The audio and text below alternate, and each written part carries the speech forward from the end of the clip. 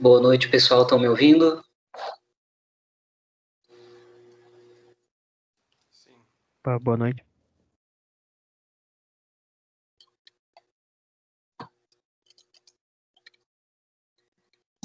Boa noite. Boa noite.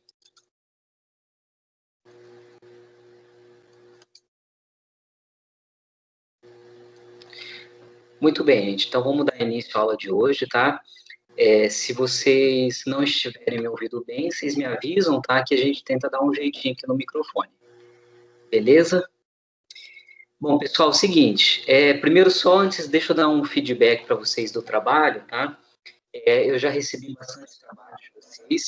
E, assim, de forma geral, eu fiquei bastante orgulhoso de vocês, tá? Porque vieram trabalhos de um nível bem alto, tá? Mesmo se tratando de uma cópia, né?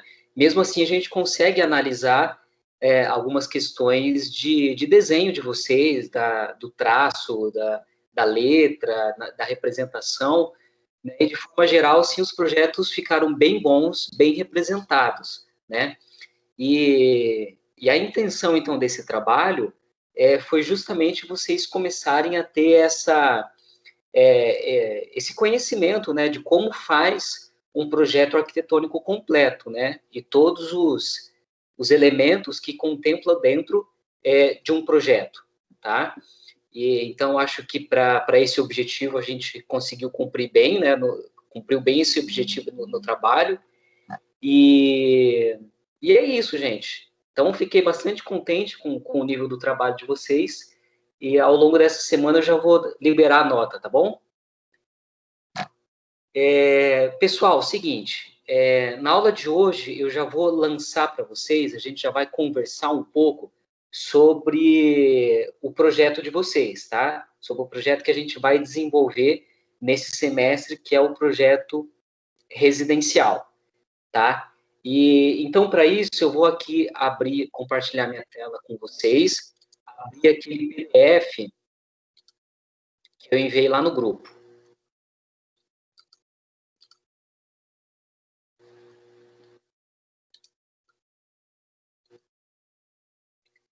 Vocês estão conseguindo ver minha tela aí do PDF, pessoal?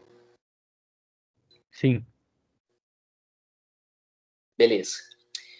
Muito bem, gente. Então, vamos dar início realmente a nossa matéria, né? Que é o que nós vamos fazer de projeto nesse semestre, que é o nosso projeto residencial, tá?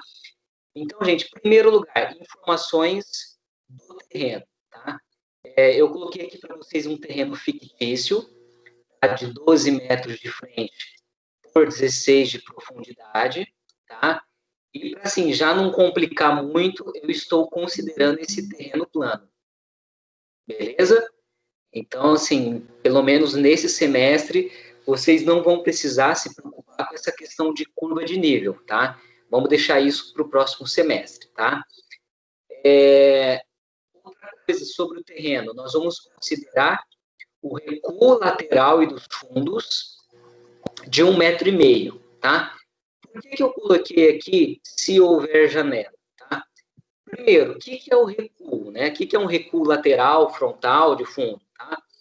O recuo, gente, é uma distância que vocês têm que dar do alinhamento do terreno de vocês, tá? É uma distância que você não pode construir nada, tá? Então, aqui, quando a gente diz que o recuo lateral tem 1,5 m, tá? Então, você tem aqui a divisa do seu terreno, tá? Você joga aqui uma distância de 1,5 m, então é a partir daqui que você pode começar a projetar, tá? Recuo frontal, 5 metros. Então, aqui na frente, meu alinhamento predial, né, que é o alinhamento do terreno na frente, eu jogo 5 metros, tá? E a partir desses 5 metros que eu posso começar a projetar minha casa, tá? Mas por que que, então, aqui no recuo lateral e de fundos, eu coloco essa observação? Se houver janela, eu tenho que dar o recuo, tá? Porque pode acontecer situações, eu vou até abrir o nosso projeto modelo lá, que vocês acabaram de fazer. tá?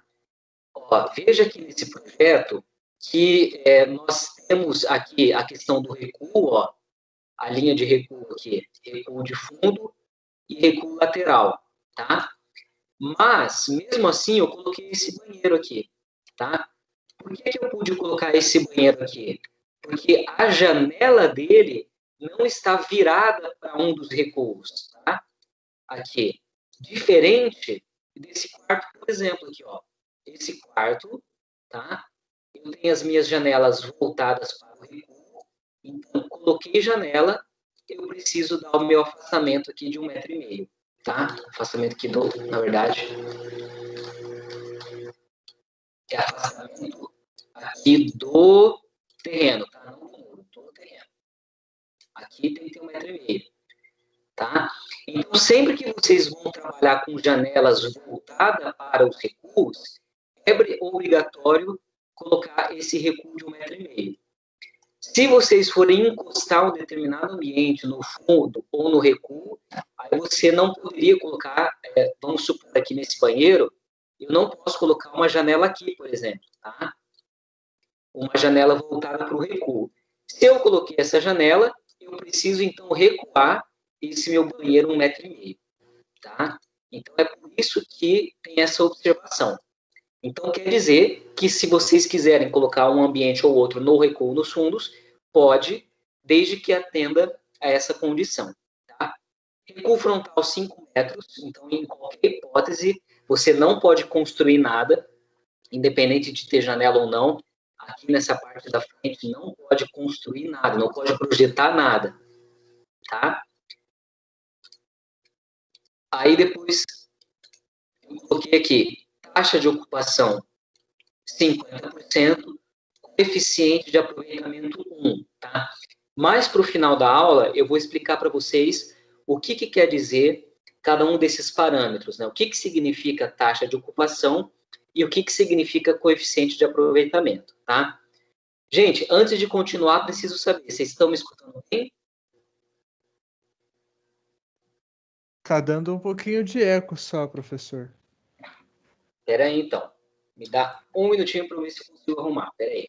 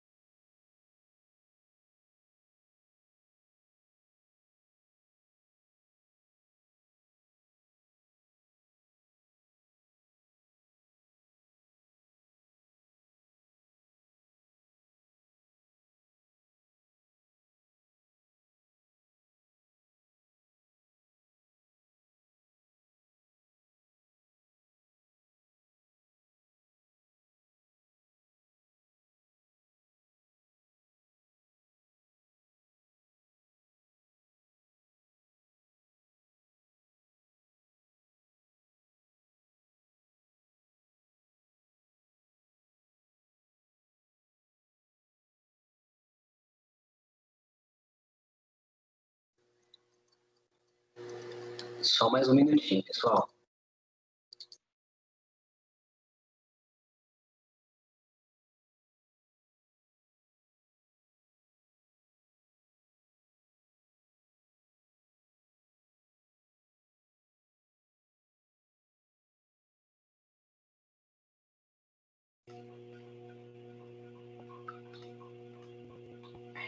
Oi, gente, veja se melhorou agora. Melhorou sim, professor. Tá em Estão alta, me ouvindo bem? bom. Sim, tá dando pra ouvir bem.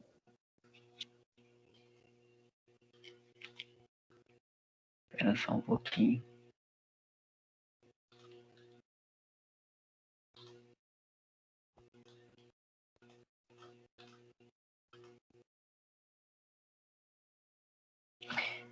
Vamos lá, de novo. Estão me ouvindo bem? Sim, professor. Ótimo, beleza. Então tá, vamos voltar aqui da onde paramos.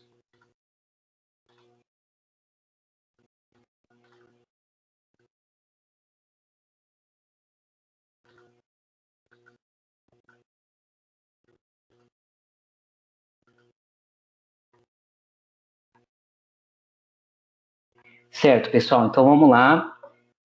Se ficar ruim de novo, vocês me avisam, tá? Mas só repassando, então, nosso terreno vai ter 12 por 16, 12 de frente por 16 de profundidade. O recuo lateral e o de fundo é de 1,5 m, tá? Se houver janelas, tá? Então, é aquela situação. Se você colocar janela no ambiente voltado para o recuo, você precisa afastar 1,5 m. Se você construir o ambiente, mas não colocar janela virado para o recuo, você pode, então, projetar esse ambiente no recuo, tá? Então, se no banheiro aqui eu colocasse uma janela aqui, tá? Eu teria que, obrigatoriamente, recuar esse meu banheiro 1,5 m, tá? Por quê? Eu coloquei uma janela voltado para o meu recuo. Professor, Oi? esse recuo, ele é padrão para todos os projetos ou depende do zoneamento? Muito boa pergunta. Ele depende do zoneamento, tá? Depende da cidade, depende do zoneamento, isso vai mudar, tá? Geralmente é 1,5 m, tá? E o fundo, e o da frente de 5 metros, pelo menos em Londrina, tá? Mas isso realmente varia de cidade, varia a cada zona. Tá? No nosso projeto, então, a gente está adotando um terreno hipotético e considerando isso. Tá? Recuo de 1,5 m, recuo frontal de 5, taxa de ocupação de 50% e coeficiente de aproveitamento de 1. Tá? Então, isso a gente vai ver mais para o final da aula o que significa esses parâmetros de taxa de ocupação e coeficiente de aproveitamento. Tá? Então, esse é o desenho do nosso terreno. Tá? Eu já desenhei ele deitado aqui, tá? Para vocês, quando vocês forem desenhar eles, você também desenha ele deitado desse jeito, tá? Para ter um aproveitamento melhor na folha sulfite, tá? Vocês vão fazer todo o projeto em A3, tá? Então, é melhor você desenhar o projeto já deitado, porque ele vai se espalhar melhor pela prancha, tá? Então, aqui ficou a calçada para frente e a rua aqui, tá? E, por fim, sobre o terreno, nós temos aqui a questão do nosso sol, tá? Então, já vamos começar a pensar como que o sol, ele influencia nos nossos projetos, tá? Então, aqui eu joguei que o norte, ele está para o fundo, o sul, ele está para frente, o leste, ele está para cima e o oeste para baixo, tá?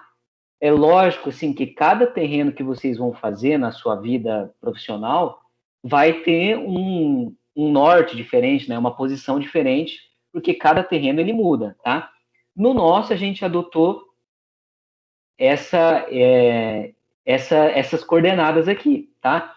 O que a gente pode aprender com relação aos ambientes e a posição do Sol, tá? No hemisfério sul, que é aqui do Brasil, tá? Face sul nunca pega sol, tá? Então, qualquer ambiente que você coloque na face sul não vai pegar sol, tá? Então, por exemplo, como a nossa fachada aqui está na face sul, não teria problema nenhum colocar uma fachada de vidro, tá? Por quê? Como não vai pegar sol, né? Então, não tem problema você colocar uma fachada de vidro aonde não vai ter sol, né? Já se fosse uma fachada oeste, você pode colocar uma fachada de vidro para oeste? E eu não recomendo, tá? Por quê? Oeste é aquele sol da tarde, tá? É um sol ardido que a gente evita ao máximo, tá? Então, não é legal por fachadas de vidro para face oeste, tá? Para o oeste, é legal você jogar banheiros, é legal você jogar a área de serviço, você jogar talvez a cozinha, né? Então, essa parte mais de serviço é interessante jogar para o oeste, tá? Fica a dica aí para vocês, tá? Já na face leste, a face leste é a face que nasce o sol, tá? Então, é aquele sol da manhã, é um sol mais gostosinho e tal. É uma face muito interessante para a gente posicionar os quartos, por exemplo, posicionar a sala, tá? É uma face interessante. E a face norte, ela pega sol, só que ela pega mais o sol do inverno, tá? Então, vamos dizer assim, é a face perfeita, porque no verão não pega muito sol, pega pouco sol, já no inverno acaba entrando mais sol, porque o sol ele acaba se inclinando um pouco mais, e aí a incidência de sol no norte é maior no inverno, tá? Vocês vão até reparar que quando se vende aqueles apartamentos de prédios, todo apartamento que é virado para a face norte, ele acaba sendo mais caro do que os outros apartamentos, justamente por ter essa característica de sol no inverno e no verão não pega tanto sol, tá? Em contrapartida, apartamentos que são virados para oeste, eles são mais baratos, tá?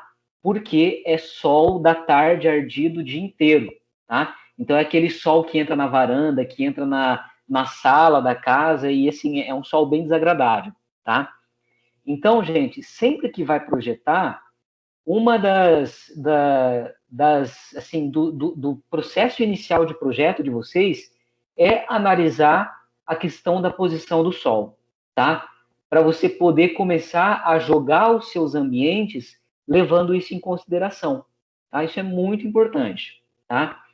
Vamos agora, assim, para informações do projeto, tá? O que deve conter nesse nosso projeto, tá? Primeiro, ele se trata de uma residência unifamiliar, tá? Unifamiliar significa que é uma única família, tá?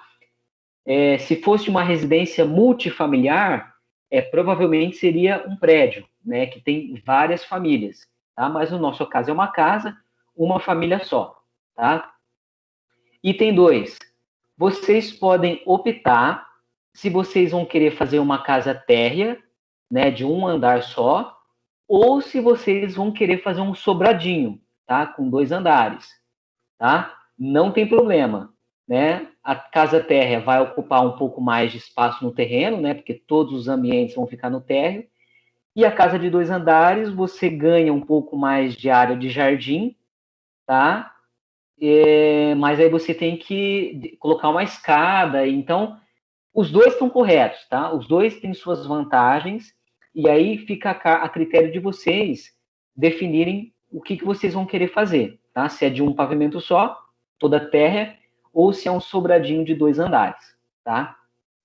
Bom, vai ter que ter uma sala de estar com TV, tá? Então não precisa fazer uma sala de estar mais uma sala de TV como se fosse um outro ambiente. Não, vocês podem juntar os dois em um ambiente só, tá? Vai precisar ter uma sala de jantar, tá? Com uma mesa de jantar, tá? Uma cozinha, área de serviço, né? Que você vai pôr lá o seu tanque, vai pôr a sua máquina de lavar roupa, tá? Sobre os quartos, eu quero que vocês façam o quarto do casal com um banheiro, né? Então a gente está falando de uma suíte, tá? Se vocês quiserem colocar closet, não tem problema, pode pôr, tá? Se não quiser, né? Se quiser colocar o armário já direto no dormitório, também pode, tá? Fica a critério de vocês essa questão do closet, tá? Para quem não sabe, closet é um ambiente onde ficam os armários, tá? E então fica a critério, de vocês colocarem closet no dormitório do casal ou não, tá? Mas ele precisa ser um quarto com banheiro, tá? Então a gente está falando de uma suíte, tá? Vai precisar de um quarto para 2 pessoas, ou seja, que caiba 2 camas pelo menos, tá? Mais o armário. E um quarto que, se vocês quiserem fazer um pouco menor, pode ser, porque é um quarto para uma pessoa só, tá? Então é necessário que caiba uma cama, pelo menos, tá? Um banheiro que atenda esses 2 dormitórios, tá? Um banheiro em comum, e garagem para 2 carros, tá? Esse é o nosso chamado programa de necessidades, tá? É o programa mínimo que precisa conter dentro do nosso projeto, certo? Até aqui tudo bem? Tudo. Professor, Oi. você vai pedir conceito partido? Olha, gente, como a gente está falando de uma casa, tá? Eu acho que essa questão de conceito e partido, ela não é tão importante, tá? Assim, na verdade, quando a gente fala de projeto residencial, o conceito que deve, assim, gerir o nosso projeto residencial é uma casa que tenha, assim, um bom fluxo, que tenha ambientes adequados para você morar, para você poder mobiliar, né? A questão de você pensar no sol, tudo isso, querendo ou não, faz parte do conceito de vocês, né? Do partido de vocês, tá? Então, assim, na hora de projetar, é meio que assim inevitável que esse partido, né? Esse conceito já aconteça no projeto de vocês, tá? Porque eu já estou falando desde o início os elementos que são importantes, né? A questão do sol, a gente vai falar a questão da taxa de ocupação, o coeficiente, tudo mais. Então, o conceito e o partido eles vão surgir naturalmente, tá? Não é uma coisa que é tão evidente num projeto de pequeno porte como uma residência, tá? Se fosse uma residência maior zona, até a gente poderia começar a pensar em algo de conceito e partido, né? Pensar às vezes numa casa que tem uma casa pátio, que tem um jardim no meio, ou casa toda de vidro, tudo mais. Só que eu acho que nesse projeto a gente não vai viajar tanto nessas questões, tá? Então a gente vai ser mais pé no chão e trabalhar bem com a lógica mesmo dos elementos de projetos que são básicos, tá bom? Tá bom, tá. Tá, então, gente, agora com relação aqui às dimensões mínimas dos mobiliários e da circulação desses ambientes, tá? Eu peguei essa tabela aqui dessa NBR chamada número 15575, tá? Que ela dá assim uma diretriz para nós podermos fazer, sabemos qual que é a dimensão de um ambiente mínimo, tá? Não significa que vocês tenham que fazer o mínimo, tá? Vocês podem fazer ambientes maiores, o que eu até recomendo, tá? Mas isso daqui é só para vocês terem noção do que é um mínimo, tá? Então, por exemplo, aqui, sala de estar, tá? Então, aqui ele coloca o mobiliário que precisa conter numa sala de estar, né? Então, nós temos um sofá de 3 lugares, ou um sofá de 2 lugares com braço, e em seguida as dimensões mínimas desses mobiliários, tá? Poltrona com braço, sofá de 3 lugares sem braço, sofá de 2 lugares sem braço, poltrona sem braço, uma estante para televisão, uma mesinha de centro, tá? E aí todos esses mobiliários têm assim as medidas mínimas para orientar vocês. E em seguida aqui tem o espaço mínimo de circulação que deve haver para as pessoas circularem nesse ambiente, né? Então, na sala de estar, ele diz que precisa ter um espaço de 50 centímetros na frente do assento, né? Na frente dos sofás, para sentar, levantar e circular, tá? Então, pelo menos 50 centímetros na frente do sofá e uma mesinha de centro, por exemplo, né? Ou um sofá e a estante da televisão.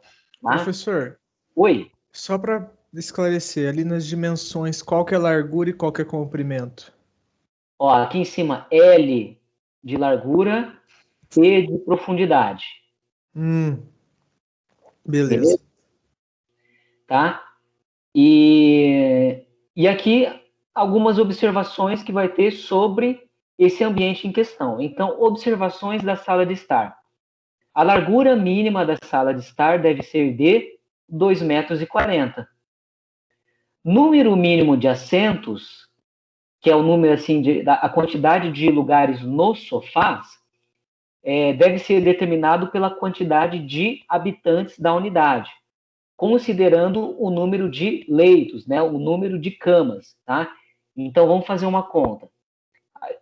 A gente tem um dormitório do casal, que já são 2 pessoas. A gente tem um dormitório com 2 camas, já são 4 pessoas. E a gente tem um outro quarto com uma cama só, tá? Então, a gente está falando de uma casa para, no mínimo, 5 pessoas, tá? Então, todo o mobiliário de vocês deve ser pelo menos para 5, tá? Então, na sala de estar, pelo menos um sofá de 3 e um de 2, né? Que somando dá 5, né? Ou um sofá de 3 e 2 poltronas, e assim por diante. Ou até mais, tá, gente? A gente está falando isso aqui de mínimo, tá? Mas não significa que vocês precisam ficar presos com a medida mínima, tá?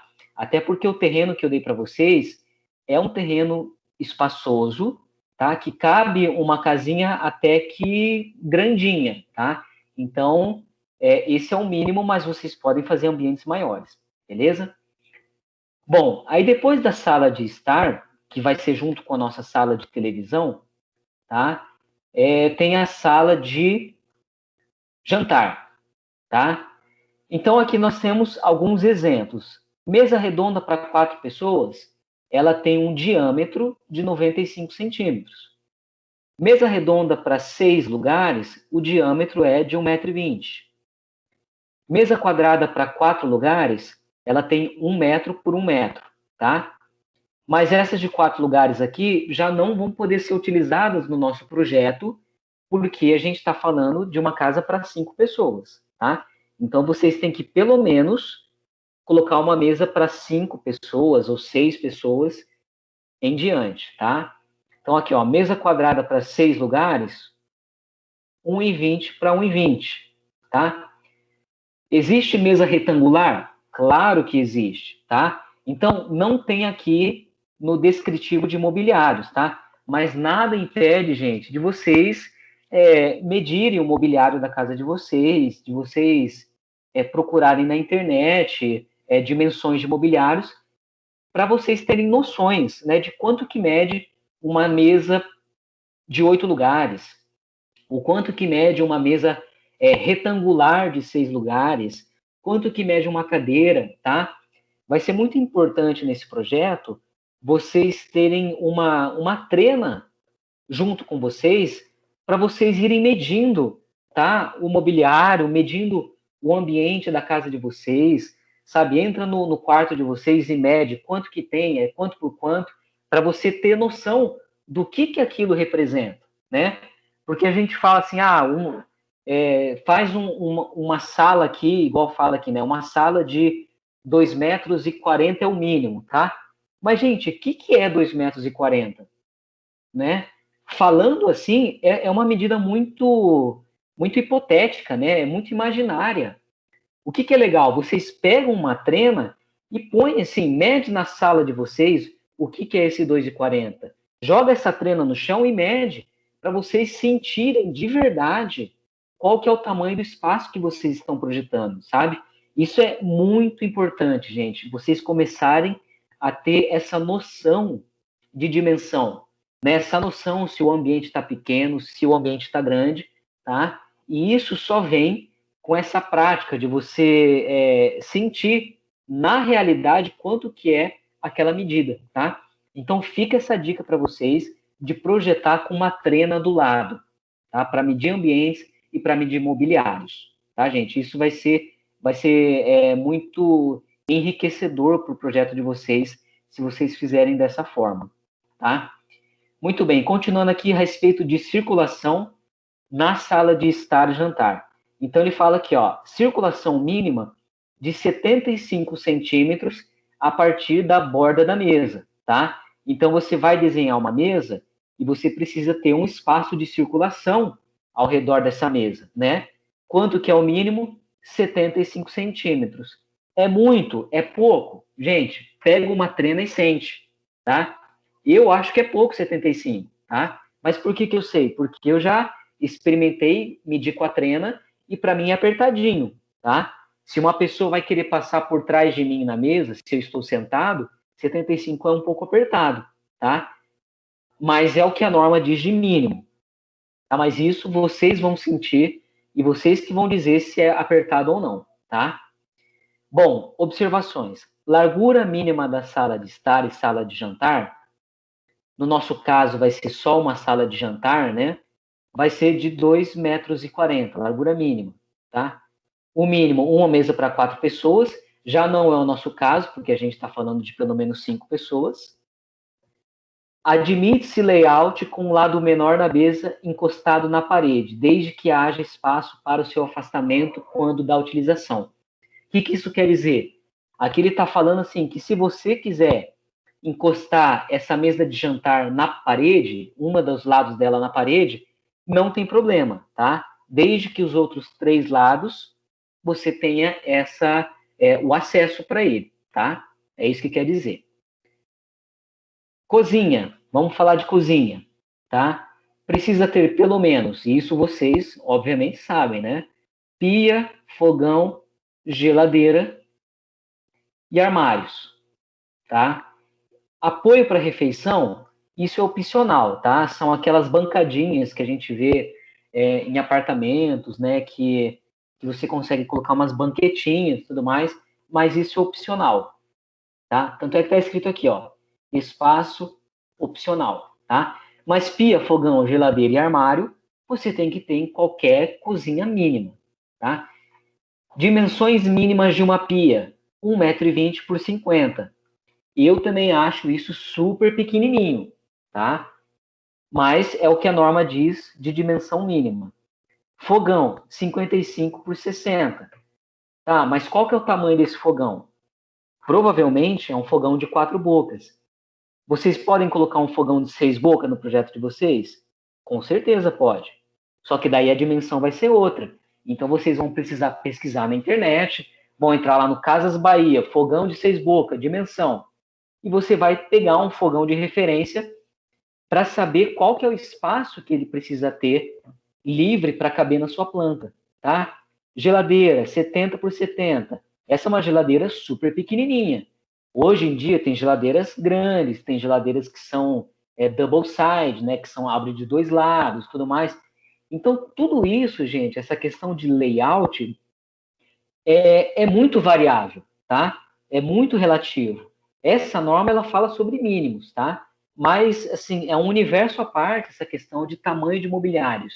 E a questão dos mobiliários é fundamental para vocês fazerem o dimensionamento do ambiente de vocês, tá? Eu acho que vocês já tiveram uma percepção disso nesse primeiro projeto que vocês fizeram, né?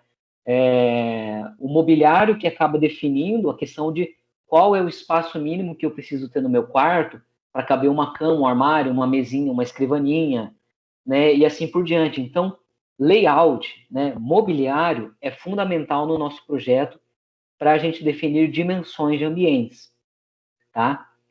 Circulação mínima na frente da pia, fogão e geladeira, 85 centímetros. E largura mínima da cozinha, 1,5 m, tá? Dormitório do casal. Precisa de uma cama de casal, precisa de um criado mudo e precisa de um guarda-roupa, né? Isso é básico para qualquer quarto de casal. Dimensão da cama está aqui, 1,40 m por 1,90 m, criado mudo 50 por 50 e guarda-roupa de pelo menos 1,60 por 50, tá? E aí a circulação mínima entre o mobiliário e paredes, 50 centímetros, tá? Então você tem uma cama, por exemplo, tá? Aí você vai ter o armário na frente da cama, tá? Entre a cama e o armário, você precisa deixar pelo menos 50 centímetros. Isso é bastante? Gente, pega a trena e vocês vão sentir se vocês passam por um corredorzinho de 50 centímetros, tá? A norma diz que o mínimo é esse, tá? Mas vejam se para vocês é uma medida adequada, tá?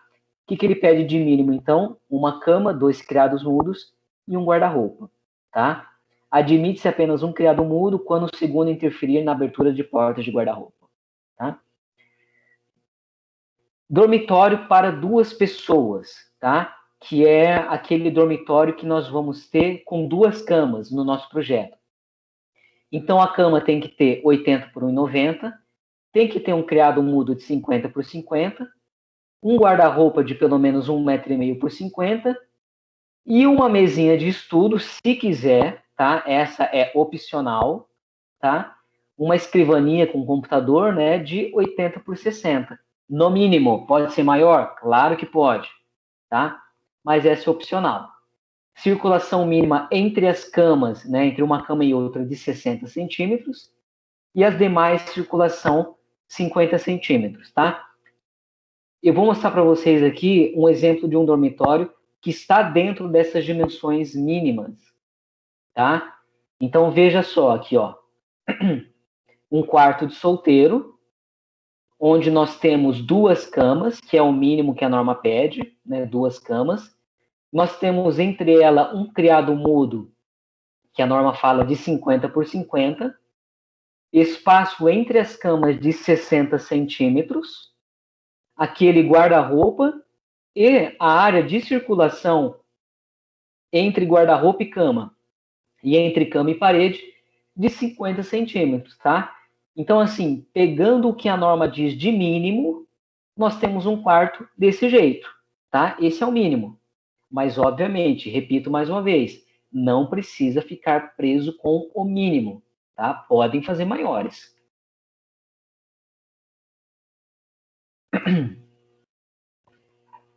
Agora, o quarto para uma pessoa só, que é o quarto que exige pelo menos uma cama. Então, mesma coisa, cama de solteiro 80 por 1,90, criado mudo 50 por 50, um armário de 1,20 por 50 e uma mesinha de estudo de 80 por 60 opcional. Tá? Banheiro, gente, banheiro é muito importante, tá? As dimensões mínimas.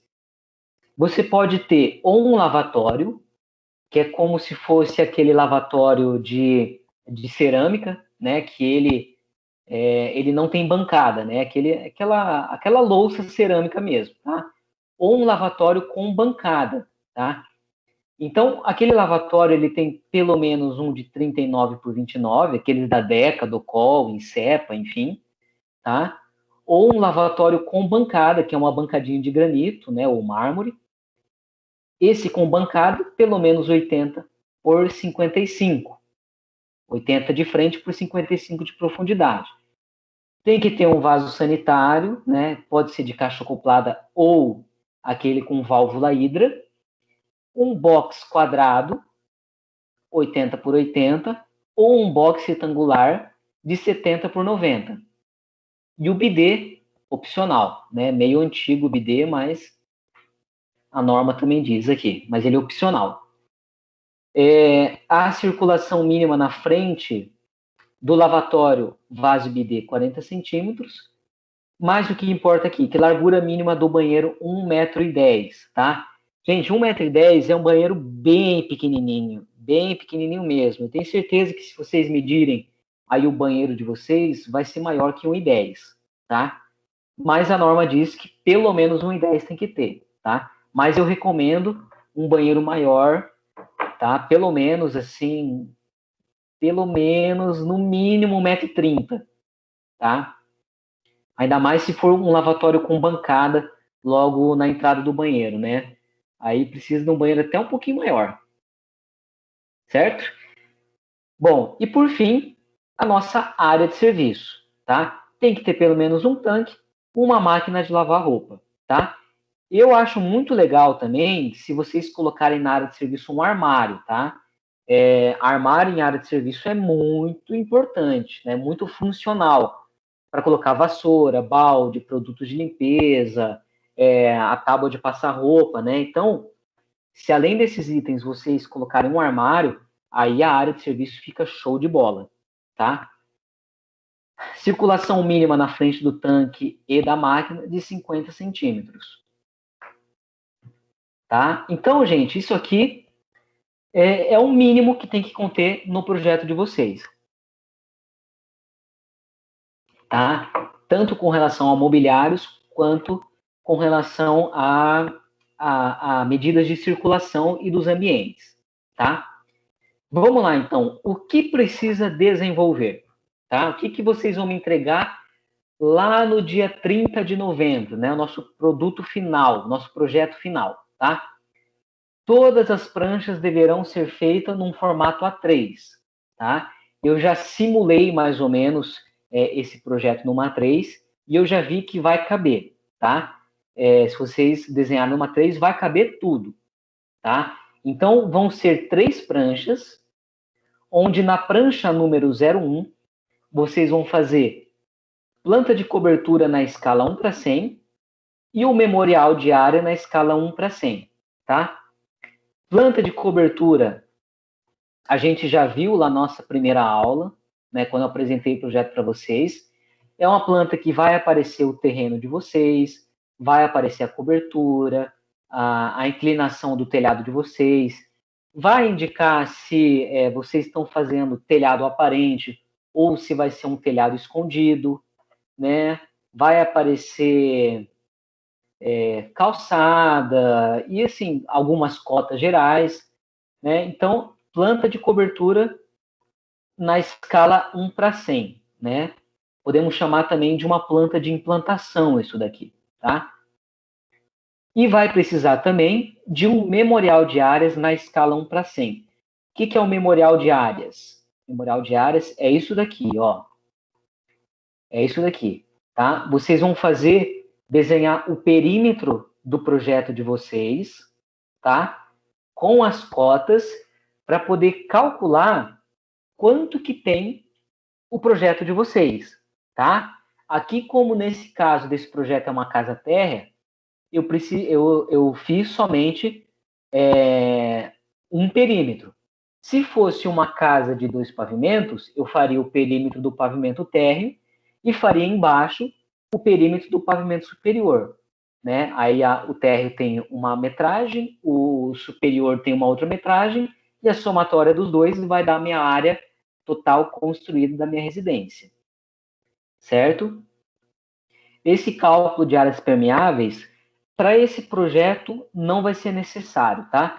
Mas só para efeito de curiosidade, o que é esse cálculo de área permeável aqui? Nada mais é do que quanto de jardim, né, ou quanto de piso permeável que tem no projeto de vocês, tá? Um piso permeável é aquele que, quando chove, ele consegue penetrar para a terra, tá? Então, algumas, dependendo da prefeitura, da cidade, ele vai exigir um mínimo de área permeável, tá? Que é a área de absorção do solo, tá? Aqui, no caso de Londrina, eles exigem pelo menos que 20% do terreno tenha jardim ou algum tipo de piso que a água penetre, tá? Então, aqui a gente precisa fazer também esse memorial de áreas permeáveis, tá? Mas no nosso projeto a gente não vai entrar nessa questão de área permeável, tá? Vai ser só no cálculo de área construída, tá? Por quê? Essa área aqui, depois vai ser muito importante para a gente calcular aquelas taxas que nós vimos no começo, chamada taxa de ocupação e coeficiente de aproveitamento, tá? Mas já a gente chega lá. Então, gente, prancha 1 é isso, tá? Obviamente que com carimbo, tá? Tudo numa A3. Prancha 2, também numa A3, vocês vão desenhar a planta baixa de vocês, propriamente dita, tá? A planta baixa com, assim, o mobiliário e tudo aquilo que a gente já viu que tem que ter numa planta, tá? Vai ser numa escala 1:75, tá? Se vocês fizerem nessa escala, vai caber tranquilamente numa folha A3, tá? E precisa também ter a tabela de esquadria, tá? Na tabela precisa conter os seguintes itens: código da porta ou da janela, quantidade, largura, altura, peitoril, abertura e ambiente. Tá? O que é cada uma dessas coisas? Vamos ver aqui o nosso projetinho de exemplo, tá? Esse aqui é um quadro de esquadrias, tá? Então, primeiro item, eu tenho código, tá? Vocês vão dar nome para a janela e para a porta de vocês, tá? Janelas J1, J2, 3, 4 e assim por diante. Portas P1, P2, P3, P4. Quantidade, né? Quantas vezes aquela janela ou aquela porta se repete no seu projeto? Largura, né? Qual que é a largura dessa esquadria? Qual que é a altura? Qual que é o peitoril, tá? Que mais? Vai precisar de abertura, tá? Esse daqui eu eliminei, não precisa fazer área, não precisa fazer o material, tá? Abertura, vai precisar. Se a janela é de correr, se a janela é daquelas tipo máximo ar, que a gente geralmente vê em banheiro, né? Que você abre ela, como se fosse uma basculante, né? Portas, se é portas de abrir, né? Que são aquelas portas que giram, se é uma porta de correr, tá? Então tem que classificar qual que é o tipo de abertura dessa esquadria. E por fim, o ambiente, né? O local que ela se localiza, tá? Se está na sala de estar, se está na cozinha, se está no quarto e assim por diante. Observações não vai precisar, tá? Isso daqui é se fosse um projeto mais técnico, tá? Na vida real, vocês vão precisar colocar isso, área, material, observações, tudo mais, tá? Mas para o projeto, nesse semestre, não vai precisar, tá? Para não ficar tão complexo esse quadro de esquadrias, tá? E claro, né, gente, colocou o código aqui, né? Tem que colocar na planta também o código das janelas e das portas para identificar, tá? Então, na prancha 2 é basicamente isso, a planta baixa com layout, tá? E a tabela de esquadrias. Prancha 03, aí vai ter 2 cortes, tá? Nosso corte A e corte B, e a elevação, que é a fachada da nossa casa, tá? Todos esses desenhos na escala 1 para 75 também vai caber tranquilamente na nossa prancha A3, tá? Aí, gente, eu coloco a observação aqui, ó. Não esquecer que todo edifício precisa de um lugar para caixa d'água, tá? Então, um dos cortes deve passar por essa região. Tá, gente? Então, eu quero que nesse projeto, tá, vocês já pensem também aonde vocês vão posicionar a caixa d'água de vocês, tá? E isso é imprescindível, porque não existe nenhuma casa que não tenha caixa d'água, concorda? Você precisa ter em algum lugar essa caixa d'água, tá? E essa caixa d'água, ela gera um volume no seu edifício, né? Às vezes você precisa criar um volume mais alto para poder subir essa caixa d'água, né? Você precisa, às vezes, subir o seu telhado. Então, assim, a caixa d'água, ela interfere totalmente, até mesmo em questões estéticas da nossa residência, tá? Então, eu quero que vocês pensem também no lugar, um lugar para essa caixa d'água, e vai ter que aparecer em pelo menos um dos cortes passando pela caixa d'água, tá? Exatamente o que a gente fez nesse corte modelo aqui, tá? Então, aqui tem a posição da caixa d'água aqui dentro do telhado. Legal, gente. Outro item muito importante que eu quero dar destaque aqui, ó. Perspectiva volumétrica no SketchUp, tá? Gente, por que eu estou botando isso daqui, tá? É para dispensar vocês de fazerem a maquete física, tá? Vocês não vão precisar fazer maquete física, tá? Desde que vocês me entreguem a perspectiva no SketchUp, tá? Eu fico tranquilo de pedir isso para vocês, porque a gente está tendo paralelo a essa matéria a nossa disciplina de maquete virtual, tá? Eu estou lá preparando o curso para vocês, então estou fazendo esse curso com muito carinho para vocês, eu espero de coração que vocês estejam assistindo, tá? Porque gasta várias horas do meu fim de semana para montar esse curso especialmente para vocês, tá? Então, assim, vejam as aulas que eu estou postando, tá? Que, assim, tá bem passo a passo, como mexer no SketchUp online, tá? Então, assim, não tem... não vai ter nenhum tipo de dificuldade com relação à instalação do programa, porque é tudo online, tá? Então, qualquer um pode acessar, não precisa piratear nenhum programa, tá? E é um curso que eu estou fazendo detalhadinho para vocês, de forma que vocês vão ter condições de pelo menos uma volumetria básica da residência, vocês vão conseguir me entregar, tá? E com isso, a gente dispensa a questão da maquete física, tá?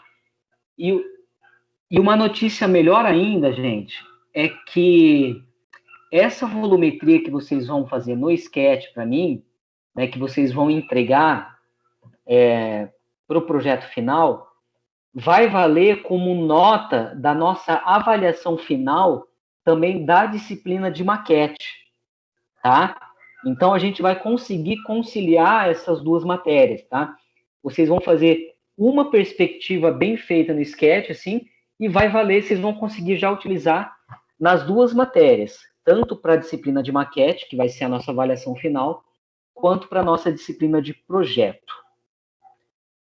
Beleza, gente? Fica combinado assim? Vocês gostam da ideia?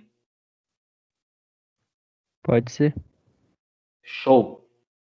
Então tá, e assim, eu tenho certeza que vocês vão fazer umas volumetrias bem legais de Sketch, lógico, desde que vocês assistam as videoaulas lá, tá, gente? Por favor, assistam, que é de coração que eu faço para vocês. E, bom, aqui só uma observação, que eu tenho certeza que vocês já sabem, né? Mas todos os desenhos devem conter as informações mínimas de um desenho técnico, que é tudo aquilo que a gente tem visto até agora, né? Cotas, nome de ambientes, áreas dos ambientes, indicação do corte e elevação, indicação do norte, dos recuos, dos códigos das esquadrias, título do desenho, indicação da escala e carimbo, tá? Então, qualquer desenho técnico, seja de uma residência, seja de uma escola, seja de um hospital, sempre vai ter que ter essas informações mínimas, tá, pessoal? Beleza, então esse é o escopo do nosso projeto, tá? Vamos entender agora o que é a taxa de ocupação, tá? Que a gente viu que a nossa taxa de ocupação desse projeto é 50% e coeficiente de aproveitamento é 1, tá? Então, o que é essa bendita da taxa de ocupação?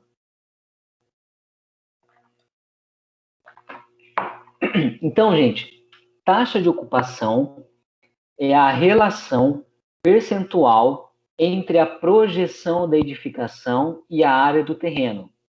Em outras palavras, né? Ou seja, ela representa a proporção do terreno sobre o qual há edificação, tá? O que isso quer dizer? Vamos ver por desenhos que é mais fácil, tá? Nós temos aqui um terreno fictício, tá? Nós temos um terreno. E nós temos o projeto da nossa edificação, tá? Nós temos um projeto de uma casa aqui, tá? Esse projeto, ele faz uma projeção sobre esse terreno, né? Ele ocupa um determinado espaço nesse terreno, tá? E o quanto ele ocupa nesse terreno é o que nós chamamos de taxa de ocupação, tá? Então, como que a gente calcula a taxa de ocupação? É a área de projeção do nosso terreno, do nosso projeto, tá? Dividido pela área do terreno, tá? Então, vamos supor o seguinte, ó. No nosso caso, como o nosso terreno é de 192 metros quadrados, tá? Que é um terreno de 12 por 16, tá?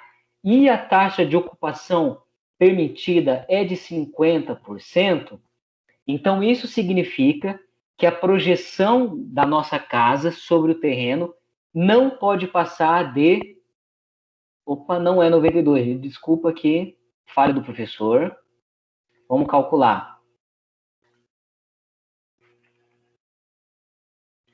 192 dividido por 50. Não, 192 dividido por 2. 96 metros quadrados, tá?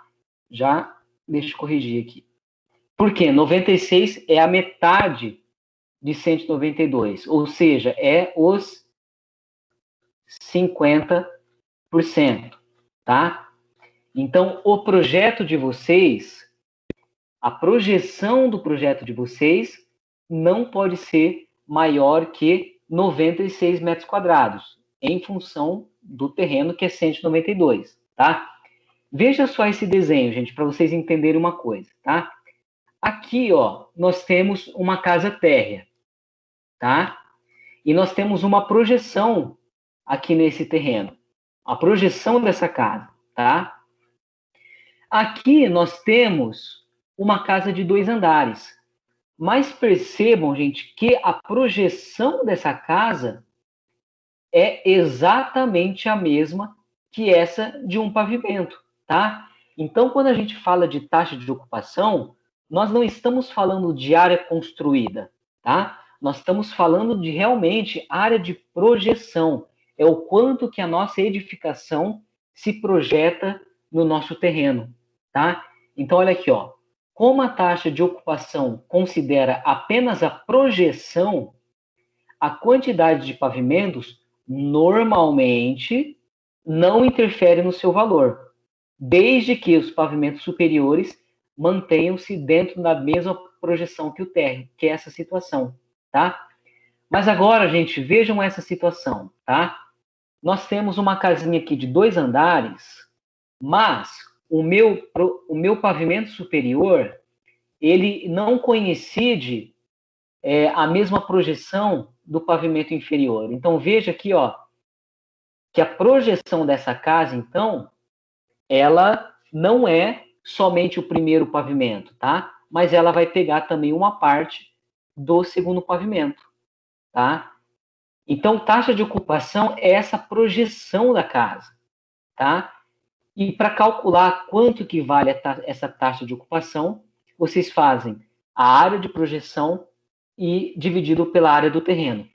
Vamos dar um exemplo aqui para o nosso projeto, tá? A área do nosso terreno é de, a gente já viu, de 192.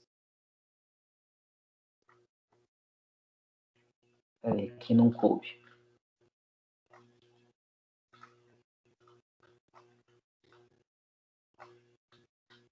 A área do terreno é de 192 metros quadrados, tá? Vamos supor que a área de projeção de vocês, tá? Se vocês fizeram um pavimento térreo, ou, enfim, ou dessa maneira que o segundo pavimento se projeta, enfim, a área de projeção de vocês tenha dado, vamos supor que 80 metros quadrados, tá? Então, você vai pegar 80 dividido por 192, isso vai dar 0,41. Para transformar em porcentagem, você pode multiplicar por 100, então 0,41 vezes 100 é 41%. Então, esse exemplo aqui, fictício, deu 41%. Como a nossa taxa de ocupação máxima é 50%, então, ok, 41% está dentro da norma, tá? Mas vamos supor que você tenha colocado 100 metros quadrados de projeção, tá? Dividido pelo terreno que é 192. Vamos ver. 100 dividido por 192, 0,52 vezes 100, 52%. Opa, já passei da minha taxa de ocupação permitida. Então, eu vou precisar diminuir um pouquinho a minha área de projeção da casa, tá?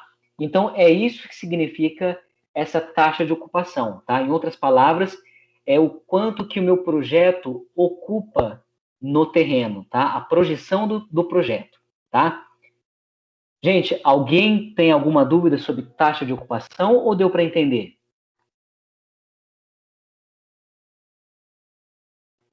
Deu para entender sim, professor. Ótimo, beleza. Então, vamos agora para o nosso segundo critério, que é o coeficiente de aproveitamento, tá? O coeficiente de aproveitamento na nossa casa é de 1, tá? O que isso quer dizer? Primeiro, vamos entender o que é coeficiente de aproveitamento. O coeficiente, né, ou o índice de aproveitamento, é a relação entre a área total construída, tá? Agora sim, a gente está falando de área total construída em um terreno e a área desse mesmo terreno, tá? Então, é a relação, ou seja, é a divisão da sua área construída pela área do terreno, tá? Vamos ver aqui o desenho, tá? Então, nós temos aqui um terreno fictício, tá? E nós temos a área do nosso edifício, tá? A nossa área construída. O que é a área construída? É a somatória de todos os pavimentos, tá? Então, é aqui, ó. É pavimento 1, mais pavimento 2, mais o pavimento 3, 4, 5. Isso nós temos a nossa área da edificação, dividido pela área do terreno, tá? Vamos dar um exemplo. Então, o nosso terreno tem 192 metros quadrados, tá? Vamos supor que você tenha feito uma casa de 120 metros quadrados, tá? 120 dividido por 192 igual a 0,62, tá? 0,62. Tá abaixo de 1? Tá abaixo de 1. Então, coeficiente de aproveitamento nesse caso, ok, está dentro da norma, tá? Lembrando o seguinte, gente, perceba só. Aqui, a minha área construída deu 120 metros quadrados, tá? Mas, se eu fizesse 120 metros quadrados, uma construção 100% térrea, com essa metragem, o coeficiente, beleza, passou. Só que, se a gente jogasse na taxa de ocupação uma área projetada de 120 metros quadrados, ele já não ia bater, tá? Ia dar mais que 50%. Tá? Então, percebam essa diferença de área de projeção e área construída, tá? É muito importante isso. Por quê? Você perceba que o nosso terreno, ele tem coeficiente de aproveitamento 1, tá? Então, no caso do nosso projeto, como o terreno é de 192 metros quadrados e o coeficiente de aproveitamento é de 1, isso significa que a área total construída permitida é de até 192 metros quadrados, tá?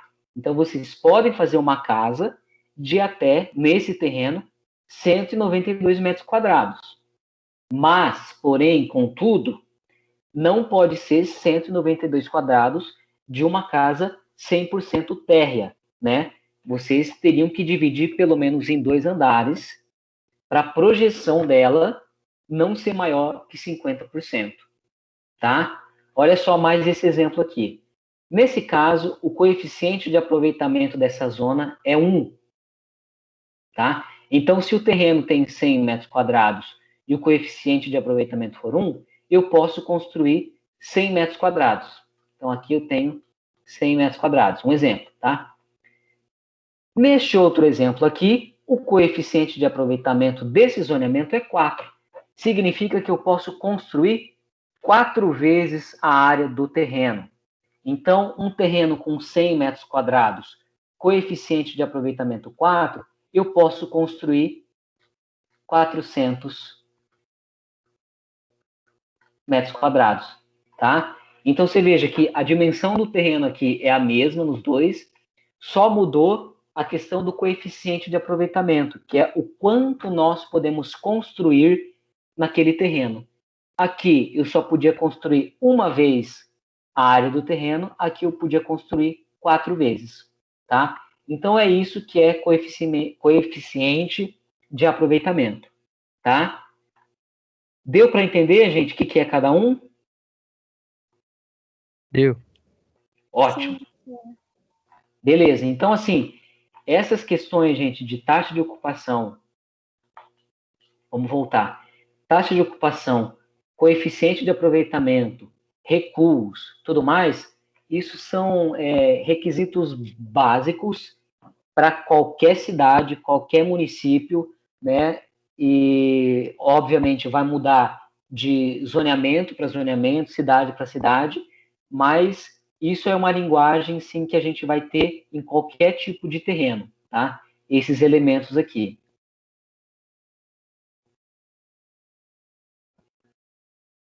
Muito bem. E agora, para finalizar, vamos falar sobre prazos e notas, tá?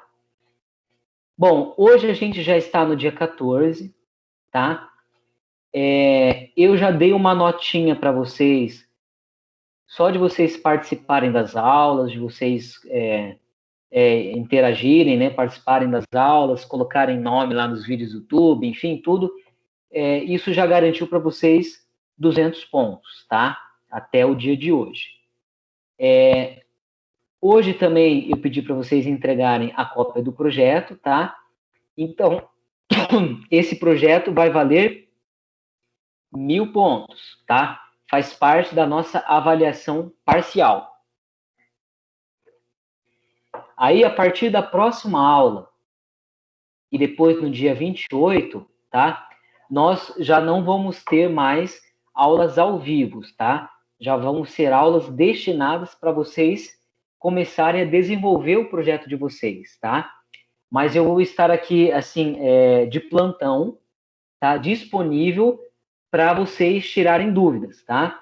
Vocês podem me mandar mensagem no WhatsApp, mandar foto, mandar vídeo, mandar áudio, que no período da aula eu vou respondendo para vocês, tá? Então, nas próximas 2 aulas, vai ser para vocês começarem a desenvolver os projetos, tá?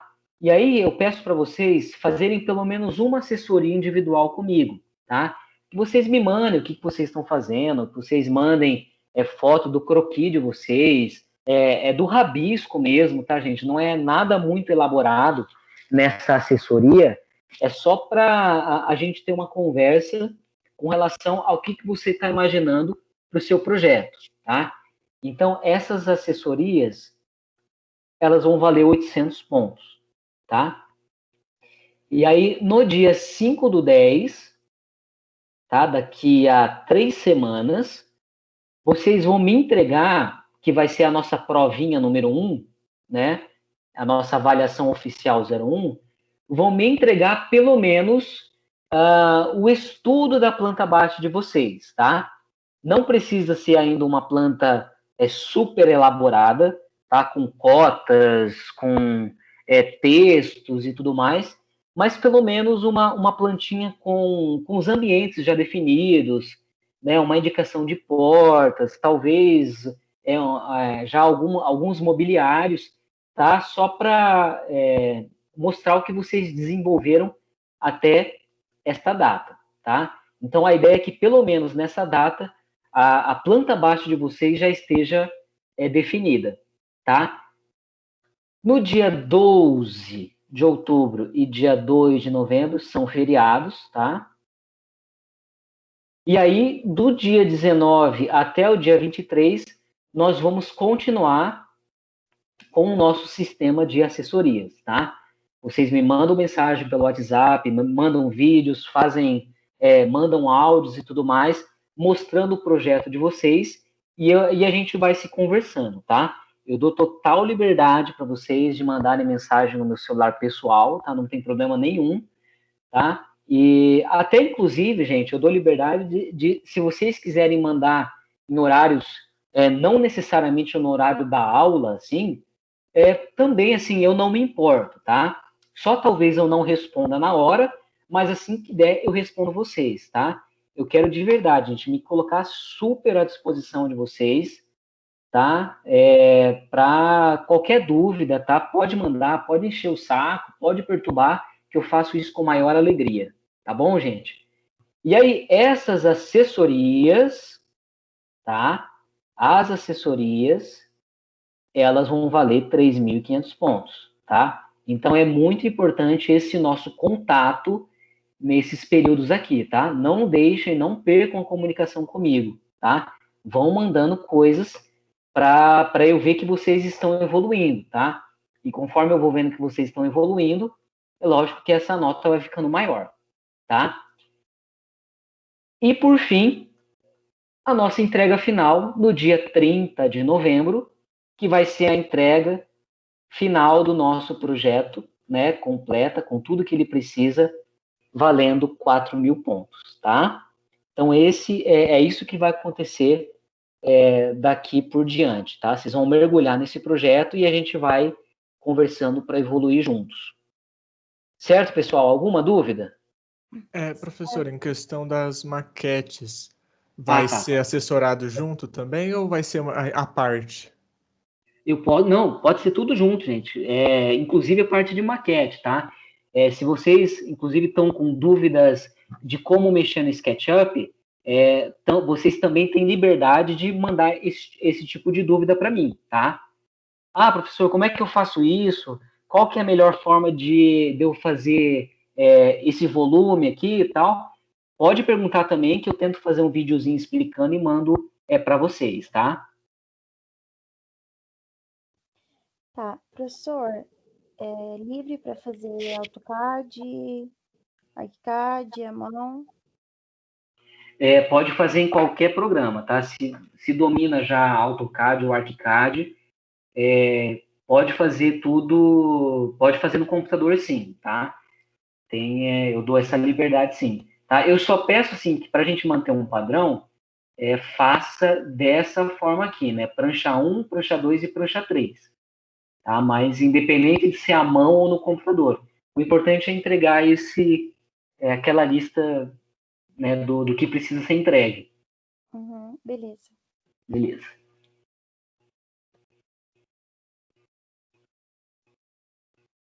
Professor, pode Oi. falar.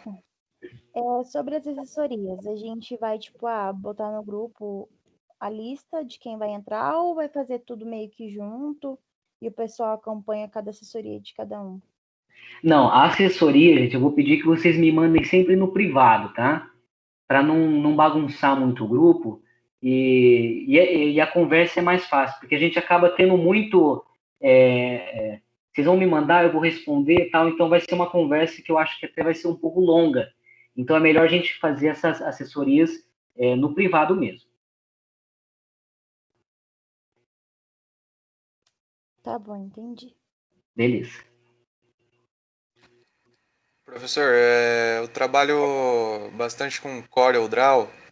Certo. Eu consigo fazer no Corel, salvar em DXF e enviar pro AutoCAD? Eu acho que consegue. Quase certeza que sim, tá? É só você ir lá no Corel e exportar e ver se tem essa opção, né? DXF. Na verdade, Sim, DWG o DXF tem sim. tem. Tem. Então dá. Então dá sim. Porque eu trabalho também com LaserCAD. E Certo. daí eu mexo com o DXF no LaserCAD. Entendi. Não, é possível sim. É possível. Tá bom, então. Beleza. Beleza. Então. Qualquer coisa eu te dou um toque depois. Fechou. Combinado. Quem mais, gente?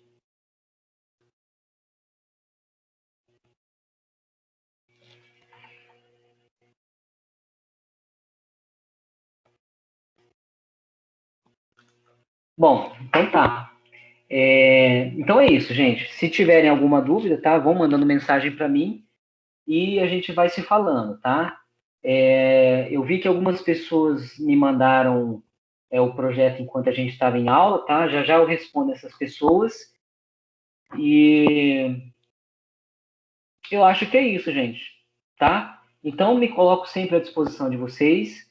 E beleza, gente. Então, boa noite para todo mundo, bom descanso. E a gente vai se falando, tá bom, gente? Oi, professor. Boa se cuida. noite. Top. Valeu, professor. Valeu, gente. Boa noite. Boa noite. Boa noite. Boa noite, professor. Boa noite.